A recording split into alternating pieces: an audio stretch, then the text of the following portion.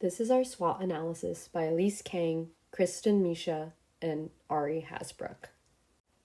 Our research is called The Effects of Practicing Daily Polyvagal Exercises for 4 weeks on Stress in Students of Physical Therapy Measured, a randomized controlled trial.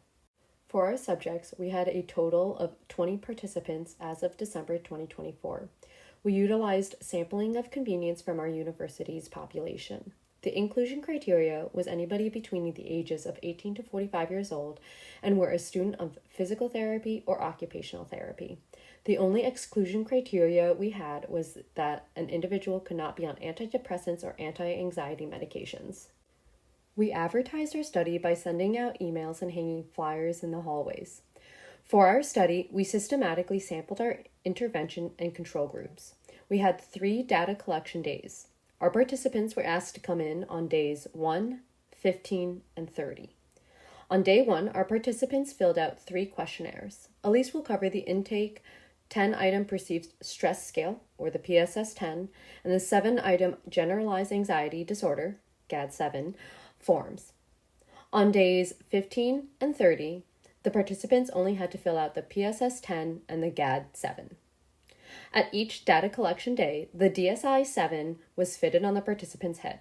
Elise will also cover what the DSI-7 is in the next section. Once the headset was donned, the participant's baseline was recorded. During baseline, the participant sat facing a wall in a quiet room, with their eyes open. After baseline was collected, the participant then had to complete 3 timed anatomy-based quizzes in order to induce short-term stress. During each quiz, the participant's EEG was recorded. On day 1, at the end of the 3 quizzes, the participants watched a short video.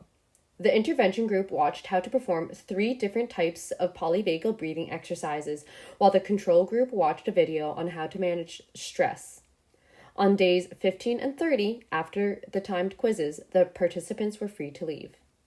The intervention group was given a home exercise program to complete at least one of the breathing exercises 5 minutes per day. The intervention group was sent reminders every week to continue to practice their exercises. The control group was simply asked to return for the following data collection day. Prior to the start of our study, we provided an informed consent as shown here. We utilized Kahoot for our 3 timed quizzes and provided the perceived stress scale and general anxiety disorder outcome measures. We used the DSI-7, which is a wireless electroencephalogram device that has dry electrodes to measure our participants' brain activity. All the participants in the experimental group received 3 breathing techniques that were utilized during their home exercise program, which included the modified Qigong breathing, the box or square breathing, and the 3-step breathing. The participants in the experimental group were also given instructions to do any of the breathing techniques for a minimum of 5 minutes a day. For the strengths of our study, our topic is relevant to current and future students of physical therapy. There's also a strong intra-rater and inter-rater reliability because researchers' tasks and instruments stayed consistent throughout our study. We also had a consistently controlled environment for all participant data collection. The study can be reproduced, and we also had an even number of participants between control and experimental group with 10 in each group. We also had a relatively even ratio between males and females, and we had a longitudinal study over 30 days to track results. During our study, we had some inconsistencies with scheduling of both participants and researchers. There were also inconsistencies with adherence to HEP because the participants were only reminded once weekly to complete exercises when they should complete it every day.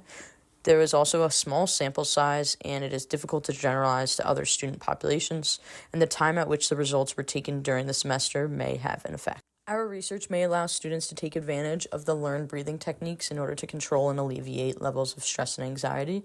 Future research can examine differences between student populations, such as OT, PT, or nursing students, and future research can also compare the effectiveness of different polyvagal exercises, such as cold water immersion, humming, singing, breathing, gargling, and meditation.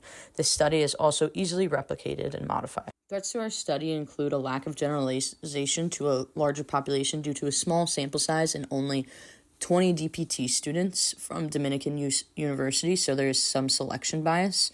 There are also inconsistencies with adherence to our home exercise program, and external effects, including the time at which data collection was taken, either beginning of a semester versus midterms versus finals, can affect stress levels, and any instrumentation errors with malfunction of the DSI-7 headset. We give permission to use this video as Research 1 course material.